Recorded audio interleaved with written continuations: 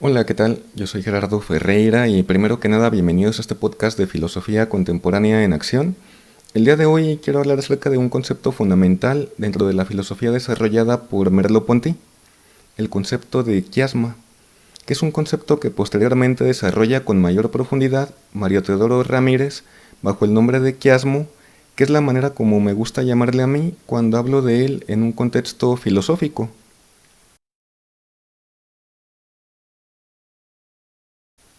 Dentro del lenguaje médico se le conoce como quiasma al nervio que unifica en una sola la visión del ojo izquierdo con la del ojo derecho. Por otra parte, Mario Teodoro Ramírez en su libro La filosofía del quiasmo también habla de un quiasmo dentro de la retórica.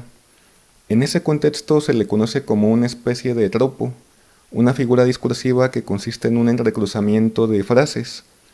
Por ejemplo, cuando decimos hay que oír para escuchar y hay que escuchar para oír, en esta frase estas dos ideas se implican mutuamente dentro de una única composición, donde cualquiera de ellas es condición para la otra.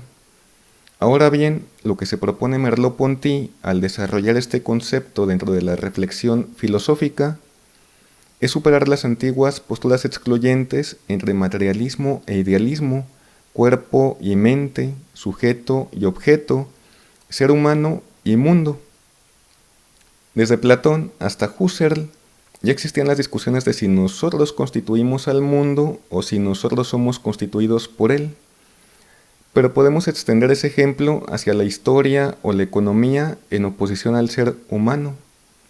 Lo fundamental en la manera como desarrolla Merleau-Ponty este concepto dentro de la filosofía es que el quiasmo para él es la reversibilidad, los puntos de congruencia y de afinidad entre cosas aparentemente de distinta naturaleza. Por ejemplo, la mirada y el tacto no se oponen ni se explican mutuamente. Ambas son dos dimensiones entrelazadas del ser corporal que somos. La vista y el sentido del gusto, por ponerlo ejemplo entre muchos otros, tampoco se excluyen, sino que se implican por relaciones de devenir. Esto quiere decir que hay una manera de comprender visualmente el amarillo agrio de un limón y anticiparme a su sabor sin tener que probar el limón por el sentido del gusto, y viceversa, lo agrio del limón a través del sentido del gusto es capaz de hacerme sentirlo como un amarillo chillante ante la mirada. Pero no solo nuestros sentidos forman una unidad entre sí, sino que una dimensión común entre ellos es el pensamiento. El pensamiento no es un fenómeno mental ni un mecanismo neuronal, pero tampoco es un poco de uno y un poco de otro, ni es tan solo la suma de dos dimensiones o naturalezas opuestas entre sí. Más bien es la posibilidad infinita que surge de esa unión indivisible. Es el sentido haciéndose, deshaciéndose y rehaciéndose indeterminadamente y de infinitas maneras. Por eso, en su libro Lo visible y lo invisible, decía Merleau-Ponty que lo visible es la superficie de una profundidad inagotable, porque infinitas son las maneras de comprender algo, de entrar comprensivamente a un problema y problematizar en él. Y por eso toda resolución es provisional, porque cada resolución es la superficie opaca de nuevas profundidades. De ahí que no hay resolución que aclare un problema por completo, porque no hay resolución capaz de aclarar la profundidad infinita que subsiste en lo visible, que es lo provisional. Por otra parte, no solo existe una reversibilidad entre nuestros sentidos, sino entre el cuerpo que somos y el mundo en su complejidad. No somos elementos aislados en el mundo, sino más bien somos distintas dimensiones de un mismo ser. Somos distintos componentes de una misma composición que no nos diluye, ni nos arrastra, ni se deja arrastrar. Es que nosotros no constituimos al mundo, ni somos meramente constituidos por él. Nosotros estamos implicados en el mundo y el mundo está implicado en nosotros.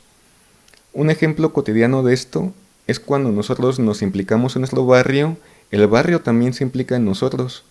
Y cuando salimos de él, algo de él se va con nosotros y algo de nosotros se queda también en él.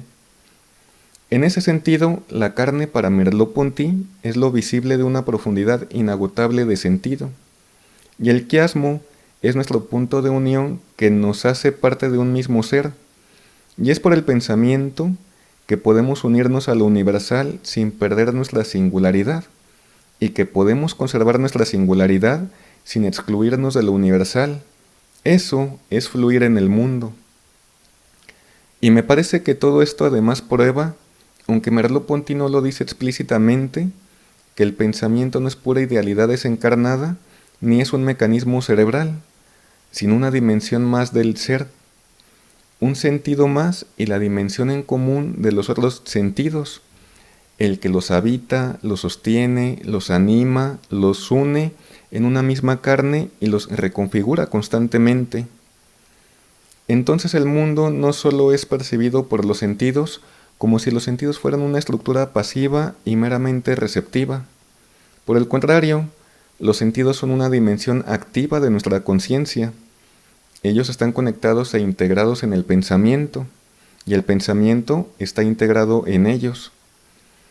Y eso prueba algo más profundo aún, que el mundo no es solo aquello que puede ser percibido pasivamente como algo meramente material, porque no es un conjunto de moléculas y fenómenos físicos solamente, sino que además existe en él una dimensión que solo alcanza a ser percibida por el pensamiento, su sentido, que es a fin de cuentas su posibilidad de convertirse en algo distinto, incluso de convertirse en afecto o pensamiento. Esta otra dimensión en el mundo es su pensabilidad. Y esa es su verdadera profundidad inagotable e infinita. Nosotros no podemos transformar el mundo sin al mismo tiempo transformarnos a nosotros mismos, porque no somos carne ni pensamiento desencarnado. Somos una existencia ambigua, implicada en un mundo que se piensa en nosotros, pero no solo por nosotros ni solo por él, sino que en el acto de pensar algo pasa de él a nosotros y algo de nosotros hacia él. Ese entrecruce es el quiasmo, que es también nuestro presente, la zona donde el pasado y el futuro como zona de indeterminación se cruzan e indeterminan mutuamente. Es la zona ambigua entre el saber y lo que aún no sabemos, entre lo visible y lo invisible. Es el espacio entre la superficie y el abismo inagotable. Ahí justo es donde nace el pensamiento y donde se realiza nuestra existencia. Y bueno, hasta aquí dejaré este episodio del día de hoy. Antes de despedirme, quiero agradecer a quienes llegaron hasta esta parte del video. Si les gustó o les dejó algo de valor este tema, les invito a que me regalen un me gusta, se suscriban al canal, comenten y compartan el link de este video en sus redes sociales y grupos de WhatsApp. Como saben, eso me ayudaría bastante para continuar desarrollando más contenido como este y mejorar en los próximos episodios. Y bueno, gracias por escuchar, nos encontramos en el próximo episodio.